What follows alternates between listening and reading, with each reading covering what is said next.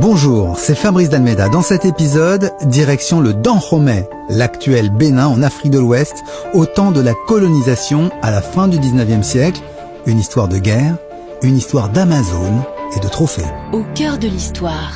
Ce rapport remis à Emmanuel Macron aujourd'hui sur la restitution d'œuvres d'art en Afrique est un rapport très controversé. Ce rapport préconise que les objets d'art pillés pendant la colonisation et exposés dans les musées de l'Hexagone soient restitués à leur pays d'origine d'ici 5 ans. 70 000 d'entre eux sont exposés au musée du Quai Branly, dont les 2 tiers ont été acquis pendant la période 1885-1960 et pourraient donc être potentiellement restitués. Le 23 novembre 2018, le président de la République, Emmanuel Macron, a annoncé la restitution au Bénin de 26 œuvres d'art qui avaient été saisies lors de la colonisation. C'est sans doute le premier pas d'un vaste mouvement d'échange entre la France et ses anciennes colonies d'Afrique, un vaste mouvement de restitution. Mais revenons un peu plus haut dans l'histoire. Comment s'est passée la prise de ces œuvres d'art ? Comment s'est déroulée la conquête du royaume du Dahomey à la fin du 19e siècle ? Abordons cette histoire coloniale sans tabou, sans complexe, regardons-la telle qu'elle est, avec les acteurs africains et les acteurs européens, de ce qui certes a été un drame, mais qui constitue aussi l'histoire d'une rencontre. Notre histoire commence le 30 décembre 1889. Nous sommes à Abomey, la capitale d'un royaume d'Afrique de l'Ouest, le royaume du Dahomey. Nous allons suivre un couronnement qui évidemment à l'époque n'a pratiquement pas été perçu par les Européens, c'est celui d'un roi africain. Il se dénommait, jeune homme, prince héritier Kondo. Il est le chef de l'ethnie des Fon. Il a environ 45 ans, mais désormais il est devenu le roi de ce nouveau pays. C'est le grand féticheur Agasunu qui vient de procéder au rituel sacramentel en lui mettant des sandales aux pieds et en prononçant un certain nombre de formules. Puis, le souverain s'est retiré et est resté seul dans une pièce pendant plusieurs heures. D'ordinaire, les souverains, à la faveur de cette méditation, s'endorment. Mais quand on est revenu chercher le nouveau souverain, il avait les yeux grands ouverts. Et il a lâché cette phrase un peu mystérieuse. Beanjin Aijire. Le monde tient l'œuf que la terre désire, littéralement. Mais on a retenu les premiers mots de cette phrase, qui donne Béhanzin. Ce sera son nom de roi. Il sera celui, sans doute, qui sera confronté à un moment terrible de conflit avec les puissances coloniales européennes. Nous disposons de photographies de Béhanzin où on le voit avec une barbiche, fumer la pipe notamment.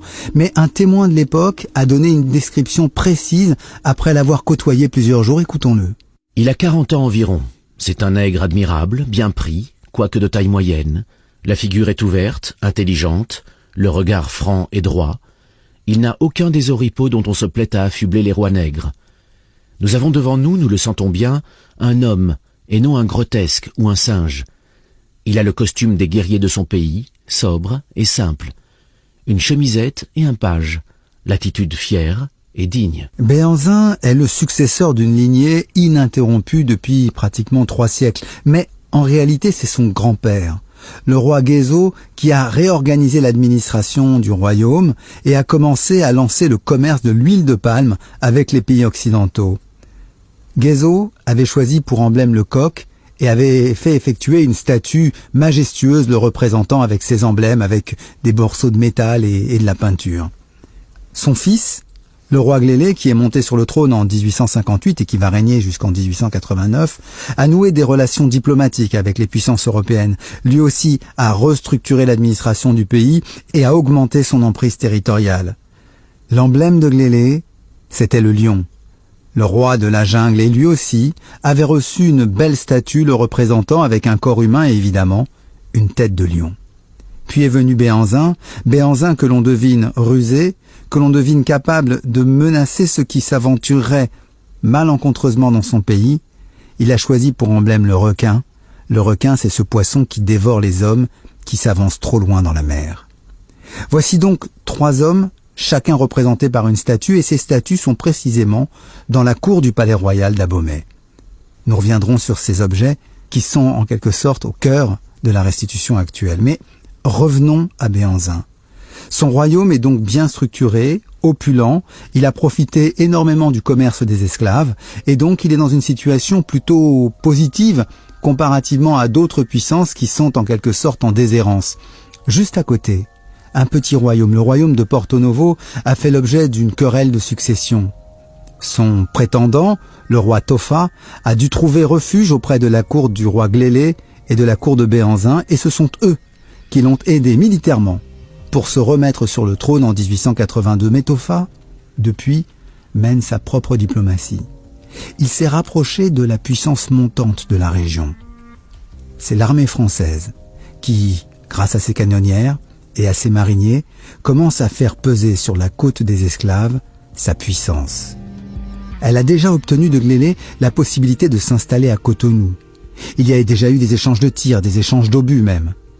La situation est relativement instable, mais les Français ne sont pas les seuls. À l'est du pays, à l'est du Dahomey, les Anglais ont développé une opulente colonie à Lagos. Ce sera le futur Nigeria. Et ils ont une zone exclusive de développement qui a été définie dans la fameuse conférence de Berlin en 1885. Outre les Anglais, évidemment, sont présents sur le continent un peu plus loin, les Allemands. Ils sont à la fois à l'ouest, au Ghana, et à l'est et au sud, vers le Cameroun. Les Allemands voudraient étendre leur colonie aux dépens des Français et régulièrement, ils envoient des missions diplomatiques et des gestes en direction du royaume du Dahomey. Peut-être cela pourrait-il être une clé pour eux d'accès à la zone. La France est consciente de cet enjeu.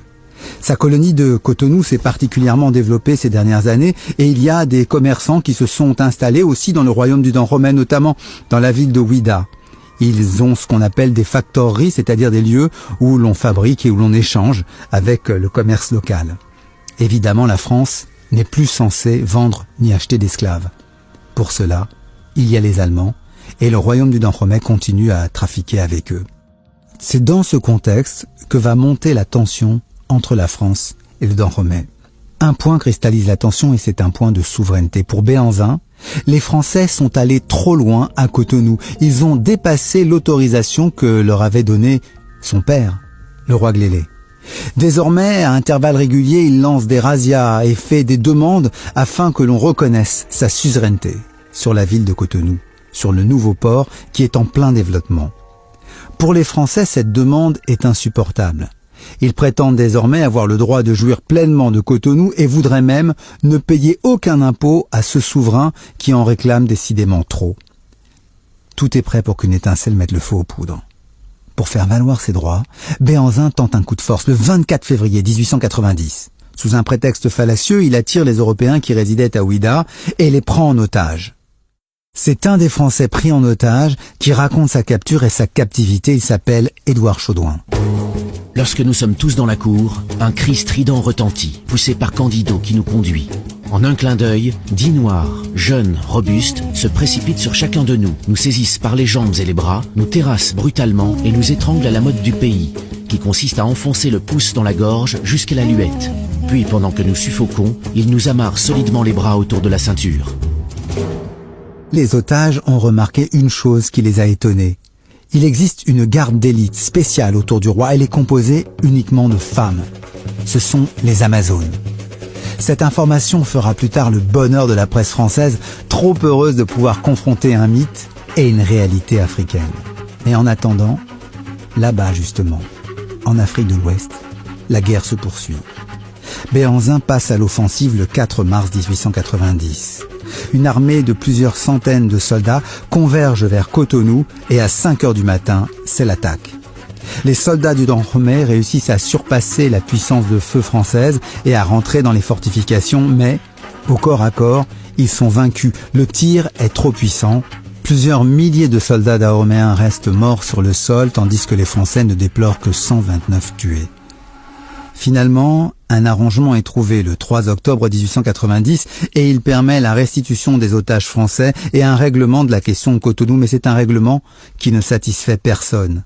Et déjà, la perspective d'une nouvelle guerre se dessine. Béhanzin en est pleinement conscient. Au début de l'année 1892, il envoie une lettre à Victor Ballot, le gouverneur français de Porto Novo, pour le prévenir. Je viens d'être informé que le gouvernement français a déclaré la guerre au Dahomey. et que la chose a été décidée par la Chambre de France. Je vous avise que si un de nos villages est touché par le feu de vos canons, je marcherai directement pour briser Porto Novo et tous les villages appartenant à Porto Novo. La première fois, je ne savais pas faire la guerre, mais maintenant je sais. J'ai tant d'hommes qu'on dirait des vers qui sortent des trous.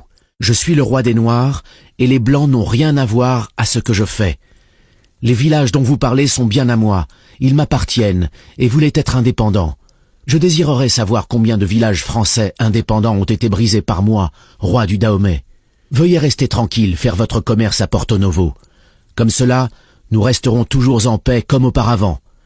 Si vous voulez la guerre, je suis prêt. Je ne la finirai pas, quand même elle durerait 100 ans et me tuerait 20 000 hommes. Vu de France, pour le parti colonial, il n'y a guère de choix. Il faut arriver à se défaire de ce roitelet, à briser ce royaume, surtout pour éviter que les Allemands ne finissent par y mettre un pied et ne menacent les intérêts commerciaux des Français dans la région. Le président Sadi Carnot pense qu'il connaît l'homme de la situation. C'est un jeune militaire, le colonel Alfred Dodds, commandant le 4e régiment d'infanterie de marine. En réalité, c'est le petit-fils d'un noir sénégalais de Saint-Louis, un métis. Il a déjà effectué une belle guerre au Tonkin, on espère qu'il saura faire le nécessaire au Dahomey. C'est donc le 28 mai 1892 que Dodds débarque à Cotonou. Pour l'instant, Dodds ne dispose que de 800 soldats. Il en est réduit à la défensive, mais il réclame des renforts, et bientôt, le 23 août, 2 navires français débarquent 800 légionnaires, 2 escadrons de spahis sénégalais et un détachement du génie. Au total, il a désormais sous son commandement 3000 hommes. La stratégie de Dodds est simple. Il veut suivre les fleuves et remonter vers l'intérieur à l'aide d'une canonnière, ensuite déposer ses soldats et faire une marche militaire triomphale vers Abomey. En face de lui, Béhanzin ne reste pas inactif. Comme il l'a dit, il a préparé la guerre. Il guette donc et attend le moment opportun pour lancer une offensive. Et précisément, le 19 septembre, l'armée du Dahomey attaque les soldats français. C'est un combat à pratiquement 1 contre 10. C'est la Légion étrangère qui reçoit le premier choc des 4000 Dahoméens lancés à l'attaque et parmi eux, les Amazones. Dodds tira ensuite le résultat de cette bataille. Après une lutte acharnée, l'ennemi ne s'est retiré qu'à 9 heures du matin, laissant un très grand nombre de cadavres sur le terrain, sur lequel on a trouvé beaucoup d'armes à tir rapide. Nous avons vu de notre côté 5 tués et 15 blessés, dont 4 indigènes. La plupart des batailles de cette époque tournent au massacre pour les Dahoméens. Encore le 4 octobre, une offensive menée par les Amazones se termine par l'extermination complète de ce corps. Les Africains n'ont pas appris l'usage militaire des fusils à l'européenne. Bien sûr, Béhanzin a acheté des caisses à des négociants allemands contre des esclaves. Bien sûr, il a obtenu des munitions. Mais il n'y a pas eu l'entraînement, la précision et les choix stratégiques qui permettent d'être efficaces durant le combat. C'est pourquoi les Amazones se sont ruées à l'attaque, cherchant le corps à corps, où elles excellent. Mais cette fois-ci, les fusils étaient évidemment plus rapides. Dans les jours qui suivent, une nouvelle bataille a lieu. Et cette fois, à la surprise des Français, 4 Européens sont capturés. 3 Allemands et un Belge. Officiellement, il n'y a pas de guerre entre la France, l'Allemagne et la Belgique. Mais on comprend que les intérêts géopolitiques ont poussé ces puissances à envoyer des mercenaires aider l'armée du Dahomey. Après avoir été interrogés, ces 4 hommes sont condamnés à mort et fusillés. Et la campagne reprend. Le colonel Dodds, à la suite de ses succès, obtiendra le grade de général. Et de fait, lors des dernières batailles qui se déroulent contre l'armée de Béhanzin, qui de son côté mobilise ses ultimes forces. Il a fait venir les Amazones, les dernières chasseuses d'éléphants. Il a fait venir des esclaves qu'il a libérés pour l'occasion. Il leur a promis la liberté en échange du combat pour l'armée du Dahomey. Mais tous ces effectifs, mis face aux Français, sont décimés. Désormais, la route d'Abomey est ouverte pour le général Dodds. Après toutes ces défaites, Béhanzin a bien essayé de négocier, de dire que son royaume s'engageait à reconnaître la puissance française, abolirait les sacrifices humains, ne pratiquerait plus l'esclavage et même paierait une indemnité à la France. Mais En réalité, les Français ont un projet beaucoup plus précis. Ils décident de reprendre la campagne. Le 16 novembre, les soldats français marchent sur Abomey. À 1h30 de l'après-midi, ils ont atteint les faubourgs de la ville et décident d'installer un campement. C'est le lendemain, par colonne, que les soldats entrent dans la capitale du royaume du Dahomey. Rapidement, ils atteignent la cour du palais royal. Au sommet se trouvait un crâne. Les Français le descendent et à la place hissent le drapeau tricolore, le drapeau bleu-blanc-rouge. Le 18 novembre, le général Dodds peut adresser à la population une proclamation. Après de nombreux combats, l'expédition française s'est emparée de votre capitale et en a chassé le roi Béhanzin, détruit son armée et brisé à tout jamais sa puissance. Les intérêts du peuple dahoméen sont désormais entre les mains de la France et il m'appartient de donner une nouvelle constitution au pays abandonné par son roi. Ceux de vous qui, confiant dans la clémence du gouvernement français et dans ma parole, viendront franchement à moi, seront protégés dans leur famille et dans leurs biens. Rien ne sera changé dans les coutumes et les institutions du pays, dont les mœurs seront respectées. Les chefs qui se soumettront de bonne foi à notre protectorat resteront en fonction. Ils conserveront les dignités qui en sont la conséquence. En revanche, ceux qui ne répondront pas à mon appel et qui espéraient de fomenter des troubles dans un pays qui désormais doit être heureux et pacifié seront impitoyablement châtiés. Dodds est conscient que la victoire militaire n'éteint pas tout et il redoute de se retrouver dans une longue guerre de résistance, de guérilla, disait-on au XIXe siècle. Il sait que pour que tout s'arrête, il faudra finir par capturer Béhanzin ou par le tuer. Béhanzin, lui, a pris la fuite avec quelques-uns de ses fidèles. Il se cache dans la savane pendant plusieurs mois. Mais finalement, sa situation est intenable. Il décide alors de réunir les principaux de ses chefs et de ses alliés. Avec eux, il a un ultime festin. Puis, après quelques mots d'adieu, avec une suite réduite, il se dirige vers les Français. Bientôt, il sera prisonnier. Un long exil l'attend. Pendant que le roi déchu s'éloigne, à Abomey, un autre roi est intronisé avec le soutien de l'armée française. Il s'appelle Agoliagbo, il est de la famille et de la même lignée que Béhanzin et d'ailleurs, il s'empare de ses femmes et de tous ses biens. Désormais, le Dahomey est un protectorat français. Béhanzin, tombé dans la main des Français, sera déporté en Martinique. Après de nombreuses années et plusieurs demandes, il obtiendra finalement le droit de rentrer au pays, mais il meurt en 1906 sur le chemin du retour sans avoir vu son royaume perdu. Alfred Dodds, lui, n'a pas entièrement fini sa mission. Tandis qu'il était dans le palais d'Abomey, il a saisi un certain nombre d'objets. Les 3 statues de Guézo, le coq, de Glélé, le lion, et de Béhanzin, le requin, ont été prises, ainsi que le trône du roi Béhanzin. Ce trône, de peinture dorée, Dodds a décidé de l'envoyer à son allié fidèle, le roi Tofa. Tofa désormais pourra regarder avec mépris pourtant celui qui quelques années plus tôt, avec son père, avait soutenu son accession à la couronne royale. Dodds a envoyé les autres objets en France. Ils sont intégrés dans les collections du tout nouveau musée ethnographique. Ce sont eux qui bientôt seront au cœur des débats entre l'Afrique et l'Europe, entre la France et ses anciennes colonies, le débat sur les restitutions. On le voit, la colonisation a bien des ambiguïtés, et elle a aussi un paradoxe. Cette vaste colonie que les Français ont composée sur la côte de l'Afrique de l'Ouest, que pendant longtemps on avait appelée la côte des esclaves, va changer de nom. Elle va être intégrée et s'appellera désormais le Dahomey, en hommage à ce grand royaume vaincu, car la presse a tellement suivi cette conquête, elle a tellement vibré au récit des militaires français que le nom de Dahomey, celui des perdants, a gagné en dignité à la faveur de la victoire française. Et donc, la colonie du Dahomey gardera ce nom jusqu'en 1975, quand un nouveau régime, dirigé par Mathieu Kérékou, d'essence marxiste-léniniste désormais, décidera de changer son appellation, ce sera le Bénin. Mais il y a aussi une autre revanche paradoxale. Les objets qui avaient été saisis comme des trophées d'une nation vaincue ont acquis le statut d'objets d'art. Ils sont entrés dans les musées ethnographiques, ils ont stimulé la créativité d'artistes comme Picasso, Matisse ou Modigliani. Et à leur tour, ils ont donné à l'art africain une visibilité et une popularité qui lui donnent aujourd'hui une très grande valeur.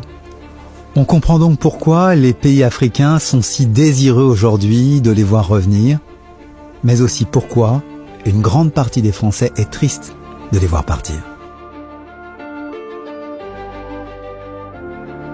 Voilà, c'est la fin de cet épisode, mais on ne se quitte pas complètement. Je vous donne rendez-vous dans le groupe Facebook dédié à ce podcast. Rejoignez-moi et on pourra y débattre de l'actualité et de l'histoire, des sujets qui vous intéressent. On postera également les références des ouvrages qui nous servent à préparer chaque épisode. Et puis, si vous aussi, l'actualité vous rappelle un événement historique, n'hésitez pas à m'envoyer vos suggestions. Elles pourront inspirer de nouveaux épisodes. Alors je vous dis à très vite. Au cœur de l'histoire est une production Europe 1 Studio, présentée par Fabrice Dalméda, préparée par Simon Maisonneuve et réalisée par Julien Tarot. Pour ne rater aucun épisode, abonnez-vous sur Apple Podcasts ou vos plateformes habituelles d'écoute. À bientôt pour un prochain épisode.